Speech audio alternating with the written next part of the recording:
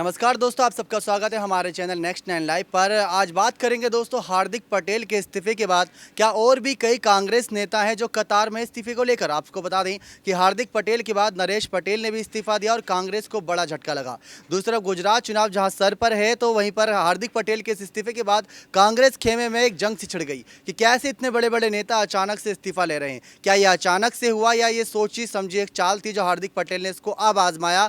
जब देखा लोहा गर्म हो चुका है, चुनाव नजदीक आ चुके हैं, तभी कांग्रेस पार्टी का साथ छोड़ दिया। हमारे इस खास प्रोग्राम में हमारे साथ निखिल मौजूद हैं जो आपके सारे सवालों का जवाब देंगे। ये फैंस के ही सवाल हैं, दर्शकों के ही सवाल हैं जो पूछे गए थे। अब हम यहाँ निखिल से पूछते हैं कि क्या हार्दिक पटेल के इस्तीफे से गुजरात चुनाव हारती नजर आ रही है कांग्रेस पार्टी, जो पिछली बार बहुत क्लोज थी जीत के लिए, लेकिन इस बार हार्दिक पटेल के इस्तीफे के बाद नरेश पटेल का इस्तीफा, तो यहाँ पर क्या कहना चाहें, गुजरात चुनाव से पहले कितना बड़ा झटका है? देखिए यहाँ पे हार्दिक पटेल के इस्तीफे के बाद कांग्रेस को बहुत बड़ा यहाँ पे झटका लगा है, क्योंकि आपको भी पता है कि हार्दिक पटेल जो एक पटेल समुदाय के बहुत बड़े जाने माने चेहरे रह चुके हैं वहाँ पे। तो कहीं ना कहीं जो एक पटेल वोट बैंक जो था वो कांग्रेस के पास ऑलरेडी था, लेकिन उनका हटने के बाद बहुत सारा उनको लॉस होने वाला है यहाँ पे। जी, तो आपको बता दें कि यहाँ पर गुजरात चुनाव से पहले हार्दिक पटेल ने जहाँ इस्तीफा दिया तो राजस्थान में भी दोस्तों यहाँ पर काफ़ी उठापटक मच गई, क्योंकि सबका कहना है कि हार्दिक पटेल जैसे बड़े नेता जब इस्तीफा दे सकते हैं तो सचिन पायलट क्यों नहीं। सचिन पायलट का जिक्र इस वजह से किया जा रहा है क्योंकि वो भी युवा नेता है। कांग्रेस की इस समय जो हालत हुई पड़ी है, इस्तीफे के बाद इस्तीफा देखने को मिल रहा है। सुनील जाखड़, उससे पहले ज्योतिरादित्य सिंधिया, और अब बात करें किस तरीके से हार्दिक पटेल, फिर नरेश पटेल और दूसरी तरफ कन्हैया कुमार पर भी सवाल उठाए जा रहे हैं। तो यहाँ सचिन पायलट के बारे में जिक्र करते हुए निखिल के पास चलते हैं कि निखिल, अब क्या लगता है कि क्या हार्दिक के बाद कई और नेता इस कतार में नजर आएंगे? देखिए दीपक, इस्तीफे से पहले कांग्रेस ने भी 3 दिन का चिंतन शिविर रखा था। शिविर ख़त्म भी नहीं हुआ, यहाँ से 3 से 4 बड़े छोटे नेता जो है, विधायक जो है वो इस्तीफा दे चुके हैं। तो ये हम कहना मतलब कुछ गलत नहीं होगा कि सचिन पायलट भी अगर आगे जाकर के इस्तीफा देते हैं तो कांग्रेस के लिए कह सकते हैं कि कोई नया चीज़ होने वाला है, क्योंकि इससे पहले सिंधिया इस्तीफा दे चुके हैं और अब हार्दिक पटेल दे चुके हैं। तो कहीं ना कहीं मुझे लगता है कि सिंधिया भी अभी यहाँ पे इस्तीफा आगे अगर सचिन पायलट भी जो है यहाँ पे इस्तीफा दे सकते हैं आगे। बिल्कुल, आपको बता दें कि सचिन पायलट ने कांग्रेस चिंतन शिविर के दौरान सोनिया गांधी, राहुल गांधी, अशोक गहलोत की जमकर तारीफ करी। लेकिन अगर दूसरी तरफ हार्दिक पटेल पर चले तो हार्दिक पटेल ने इस्तीफा दिया और जिग्नेश मेवानी ने और कांग्रेस पार्टी ने भी तंज कसा कि बीजेपी के साथ उनके सालों के संपर्क थे। 6 सालों से बीजेपी के साथ वो संपर्क में थे, ये किसी को कानो कान खबर नहीं हुई। गुजरात चुनाव के कुछ महीनों पहले यहाँ पर हार्दिक पटेल इस्तीफा दे देते हैं। तो अभी सचिन पायलट भी काफ़ी तारीफ करते नजर आ रहे राहुल गांधी की, जो हार्दिक पटेल कभी क्या करते थे। तो क्या सचिन पायलट भी उस तरह से कर सकते जो हार्दिक पटेल ने अभी किया है? देखिए जिग्नेश मेवानी ने जिस तरह से बयान दिया है भी कि 6 साल से वो संपर्क में थे, हार्दिक पटेल जो है बीजेपी के संपर्क में थे। तो ये जिग्नेश मेवानी का ये बयान जो मुझे तो नहीं लगता कि कोई तर्क वाला है, क्योंकि आपको भी पता है कि जिग्नेश मेवानी एक निर्दलीय विधायक है और अभी तक वो पूरी तरह से कांग्रेस में भी शामिल नहीं हुए हैं। तो कहीं ना कहीं मुझे लगता है कि ये कांग्रेस को अपनी तरफ करने का या खुद को कांग्रेस की तरफ करने का एक उनका रणनीति यहाँ रह चुका है। क्योंकि आपको भी पता है कि आरक्षण को लेकर के हार्दिक पटेल बीजेपी के खिलाफ कितना बड़ा आंदोलन वहाँ पे किए थे। तो ये कहना गलत होगा कि वो 6 साल से, हाँ लेकिन अभी इस्तीफा दिए, अब बीजेपी में आते हैं तो वो बात अलग है, या अपना खुद की पार्टी या निर्दलीय लड़ते हैं, ये चीज़ें अलग होगी।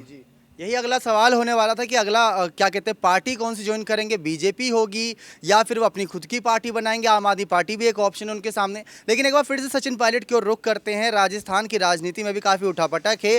अशोक गहलोत सीएम कुर्सी छोड़ने को तैयार नहीं। सचिन पायलट को लेकर कांग्रेस किन तैयारियों में होगी? देखिए यहाँ पे राजस्थान में जो है अभी कह सकते हैं कि कांग्रेस जो है बहुत ज़्यादा एक्टिव दिख रही है यहाँ पे, क्योंकि जिस हिसाब से वो रैली और जिस हिसाब से जनसभा कर रही है, तो कहीं ना कहीं मुझे लगता है कि इसका असर भी उनको राजस्थान में दिखेगा। लेकिन हालांकि यहाँ पे अगर 3 दशक से हम लोग देखें तो राजस्थान का जो राजनीतिक समीकरण जो बताया जाता है कि वो 5 साल बीजेपी और 5 साल कांग्रेस जो है राज करती है। तो 5 साल अभी कांग्रेस राज कर चुकी है, तो अब बीजेपी की बारी है। तो लेकिन अब देखना ये होगा कि क्या अभी रैली जब स्टार्ट होगी सारी पार्टियों की, तभी पता चल जाएगा। और उसी समय अगर गलती से भी अगर सचिन पायलट अगर पार्टी छोड़ करके बीजेपी में शामिल हो जाते हैं तो कहीं ना कहीं बहुत बड़ा झटका यहाँ पे कांग्रेस को लगेगा। और ये चीज़ हम लोग को कल के नड्डा के बयान में भी हम लोग को देखा, नड्डा से एक सवाल भी पूछा गया कि सचिन पायलट क्या बीजेपी में शामिल हो सकते हैं, तो उन्हें साफ उन्होंने कहा कि उनका टिकट अभी कंफर्म नहीं है, वेटिंग लिस्ट में उनका भी नंबर है। तो कहीं ना कहीं ये साफ यहाँ पे इनडायरेक्टली नड्डा जी ने ये कह चुका है कि अगर ऐसा मौका मिला तो हम सचिन पायलट को भी नहीं खोना चाहेंगे, बीजेपी में हम लोग शामिल करके रहेंगे।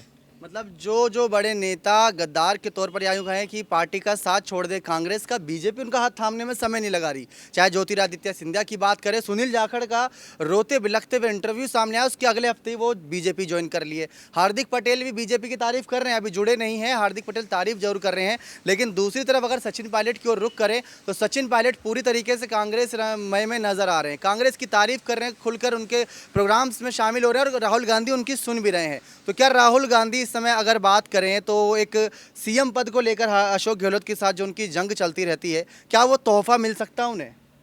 देखिए यहाँ पे अगर अशोक गहलोत और सचिन पायलट के बीच हमेशा जो मतलब 5 साल में जो हम लोग को सबसे ज़्यादा अगर दूरियां या लड़ाई हम लोग को नज़र आए तो वो सीएम पद को लेकर के है। क्यों यहाँ पर 2000 क्या कह सकते हैं 2017 में जब वो विधानसभा चुनाव जब हुआ था राजस्थान में, तब भी वहाँ पे जो है सचिन पायलट का नाम सबसे पहले आगे आ रहा था मुख्यमंत्री के रूप में, लेकिन उनको ना दे करके अशोक गहलोत को दिया गया और उनको मुख्यमंत्री का पद दिया गया। तो कहीं ना कहीं वहाँ पर भी नाराज़ नजर आए, उसके बाद इस्तीफा भी दे दिया।